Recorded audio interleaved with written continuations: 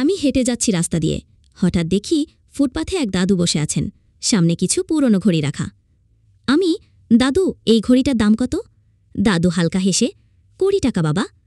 আমি হতভম্ব হয়ে, এত সুন্দর ঘড়ি, মাত্র 20 টাকা? হেসে মাথা নেড়ে চলে যাই। তারপর আমি সেই ঘড়িটা নিয়ে যাই এক বড় দোকানে, কৌতূহলবশত।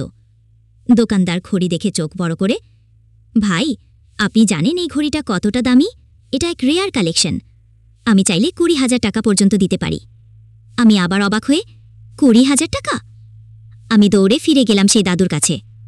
দাদু, আপনি তো বললেন 20 টাকা, কিন্তু ওই দোকানে গিয়ে শুনলাম এটা 20,000 টাকার ঘড়ি। দাদু মুচকি হেসে, বাবা, সব জিনিসের দাম হয় না জায়গা দেখে। সঠিক মানুষই বোঝে সঠিক মূল্য। তোমারও মূল্য বুঝবে তখনই যখন তুমি থাকবে সঠিক জায়গায়।